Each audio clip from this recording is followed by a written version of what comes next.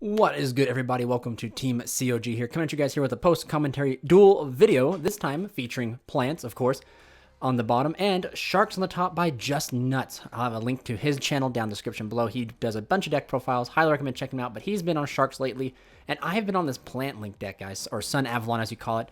I think this deck is insane. You can see I'm going to follow up with an unexpected die to be able to beam out my Sunseed Loki. Believe it or not, this deck, and then there's another deck I'm hoping they're releasing, Ghost of the Past 2, the Armius Legius deck, or Legius deck, I believe is what it's called. The anime characters play against each other with Sunavalon and that, and I'm pretty excited for that. I like the artwork of that deck as well, if we ever get it. But we're going to see the Link Summon of the Small Tree. Small Tree is going to be able to grab me Sunvine Sowing. So believe it or not, I'm actually playing at a little bit of a disadvantage, because John up here knows exactly what this deck does. He's profiled it on his channel, so it's just kind of, yeah. So it's not like I'm playing against someone who doesn't know correctly where to hit. So I'm going to get Sowing.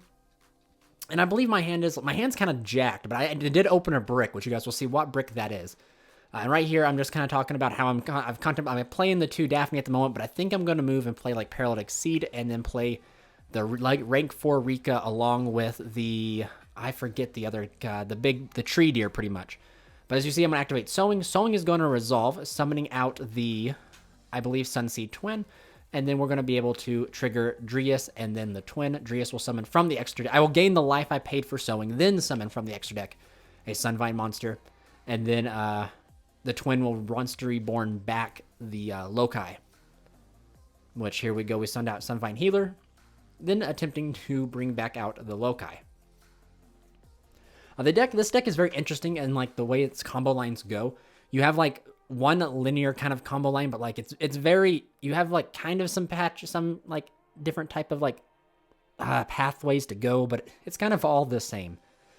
So we're gonna end up making the Arrowsmage Jeremy, I can't even pronounce the name. Arrowmage Saffrey Jasmine, a user effect, tribute for cost. We're going to eat an infinite impermanence on the Jasmine. So believe it or not, this is actually one of like the pivotal choke points of the deck. Most people go after the little tree, but the little tree is not hard once per turn. So if we are able to remake that monster up in the extra monster zone, we just get the search again. So contemplating here what my next move is. I think I link off here into, I believe, another little tree. Yep, we go into little tree. And then we go and activate Sunvine Shrine. So for all those people who are commenting below, you only need to have a Sunavalon Link monster to activate the effect. After it's activated, there's not a requirement for a Sunavalon Link monster to be on the field, guys. There is no need for it at all. Just so you guys know, there's not a need for it, period. But we go ahead and we link up into a second Jasmine, because, you know, we can do that because Jasmine just requires 2 plant monsters. And then I attempt to use the Shrine, which eats the DD Crow. So we've ate permanents and DD Crow so far. So there's 2 hand traps on this so-called fragile deck right here.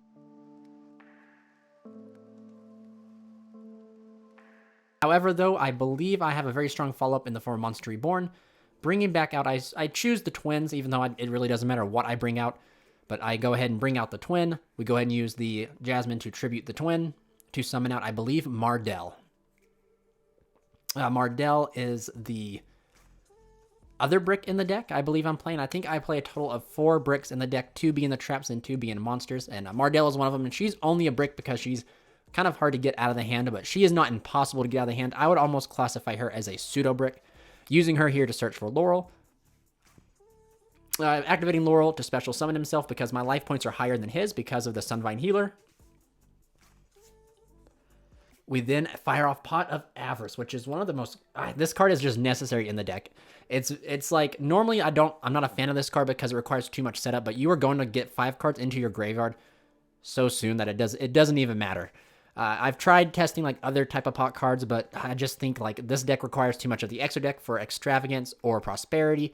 And Pot of Desires, you play too many combo pieces to use Desire. So I do think that Avarice is the best option for us. It allows us to recycle and keep in the grind game. So we resolve off of Avarice here, drawing 2 cards to my hand.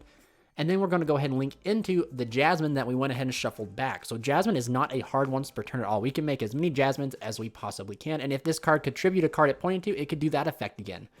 But instead, Laurel is going to activate, being sent to the graveyard, allowing us to gain life points. And once we gain life points, both Jasmines are going to trigger, allowing us to add a plant monster from our deck to our hand. So as you guys can see, I add Mudon and Cactus Bouncer for flashback to all those, like, you know, all you old plant players right here. Cactus Bouncer is kind of a tech that I'm testing in the deck currently. It is a solid normal summon. As you guys can see, I have not used my normal summon yet. And then I do play the Rose package, which is like Rose Princess and Rose Cloister, which allows me to not use my normal summon. So currently right here, even though eating 2/2 hand trap, we're going to be able to still combo in a way, but I realize since my Loki is DD Crowed, I can't go into Melis, so as you guys can see here, I attempt to go into Melis, but I decide not to, because I can't. He banished Loki. So I'm contemplating what I can do here. And I think the route I go for is just Bengal Lancer. I go for Bengal Lancer, Tribute to Summon to Search. Yeah, so Bengal Lancer here. Then I reveal the Snowdrop in my hand. I guess I didn't open the brick. I guess I must have thought I did. I thought I opened the Cactus Bouncer, but clearly I didn't. I go ahead and use the Snowdrop to target the Mudon. They become the same level. Bring back Bengal Lancer, and then normal summon Cactus Bouncer. So right here, my man John has to play through technically a Tribute, a Bounce, a Unknown Set, and the Cactus Bouncer, which says that neither player can special summon monsters as long as I control another plant monster. However, though, my man John is going to frame one, it looks like, smack down a Forbidden Chalice onto the Cactus Bouncer here, which is a good call. The Cactus Bouncer is just preventing him from playing the game, period. And we're going to see a normal summon of, I believe, the Beautiful Princess. This card on summon banishes itself for cost, which makes it really hard to kind of interact with. So we're just kind of going to have to let it resolve.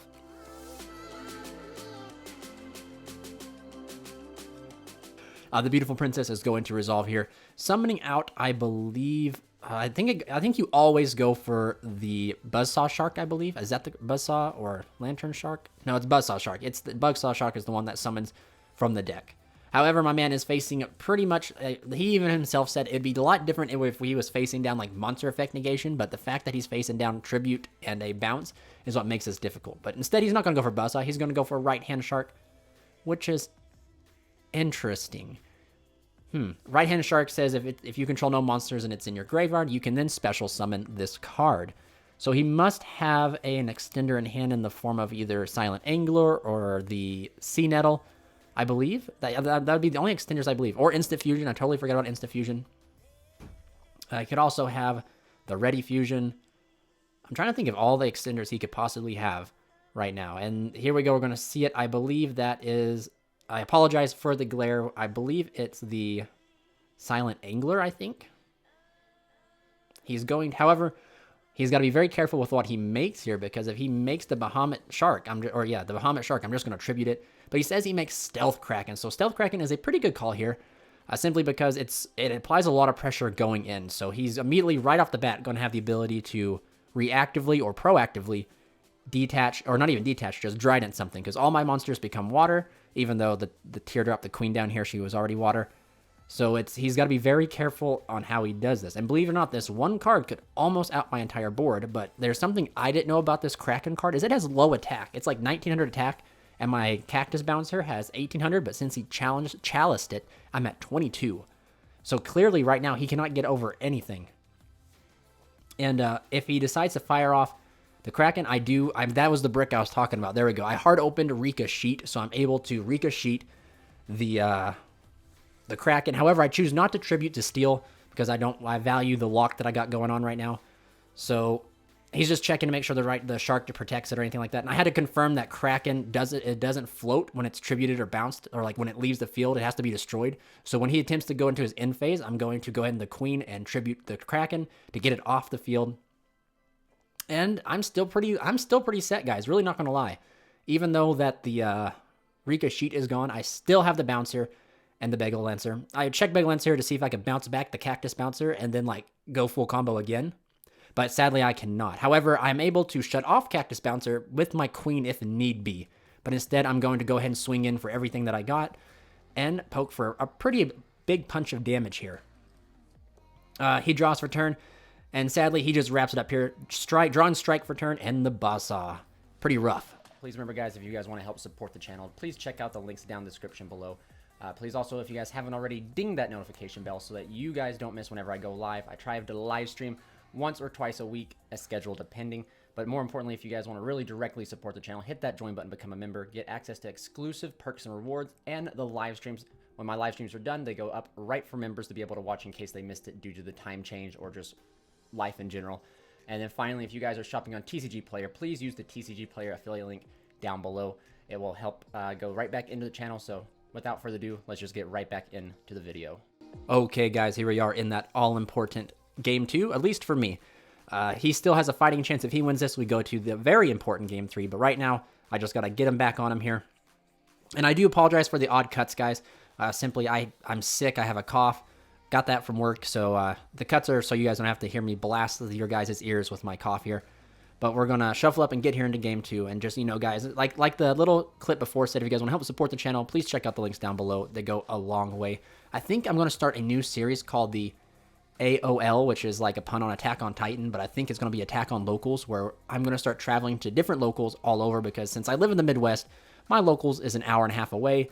The next locals is like 4 hours. Then there's another locals that are 6 hours. And then like there's Denver, where we have the big giant group. And then there's even Omaha, which is 8 hours away. So I think I'm going to start trying to go to these locals. But I'm going to frame one Ash this Pot of Desires. And the reason I do this is because I know how sharks work. Either his hand is so bad that he needs the Desires to resolve, or it's so cracked that Desires are just going to give him more extenders. So this Ash, and this is where Ash is like the only, this is why I think Ash is awful, but this is the only scenario where it's good, is hitting those pot cards. So he's going to normal summon the little seahorse. I don't know what its name is, but it's a Foolish Burial. And this is the hand where I open Cactus Bouncer. And this is very interesting on what I do. I kind of contemplate, I have full combo plus Cactus Bouncer. And I think I have the ability to go full combo without using my normal summon, I believe. But I don't know if I want to normal the Cactus Bouncer. I believe so. I draw for turn here. Looking at my hand, I'm kind of trying to remember here. So I know he has one set. Okay, I don't have the ability to normal summon. So I normal summon the Loki. And then I go ahead and special summon out the Sun Siege Shadow, which if I can just control a vanilla monster, I can special summon it. And I attempt to make my way to full combo here. I'll go up into Dreas, attempt to use Dreas' effect. Dreas is going to be met with an Imperm. So this is where like the Garden Maiden or Sunvine Maiden would be pretty good. However, I think that deck, that card in general is just too reactive. It's a brick until your opponent Imperms, and you cannot count on your opponent to have reactive cards that target. So I think that it's not the best, but it would be good in this scenario. Making the Arrow Maze Jasmine. I go and activate Pot of Avarice to go ahead and shuffle back 5 and draw 2, but he's going to DD Crow one of my targets, and Pot of Avarice has to shuffle back all of its targets to resolve. So the Pot of Avarice does not resolve, which is unfortunate for me. However, I just decide to attack over, I believe, the Seahorse. And that's about all that she wrote. So I'm just kind of hoping that that Jasmine can hold the line, and my boy John up here does not draw anything good. So he draws for his turn. And did he rip anything off the top deck? He's checking the graveyard. Did he send Right Hand Shark? Yeah, he did send Right Hand Shark. So he can technically reborn the Right Hand Shark, I believe.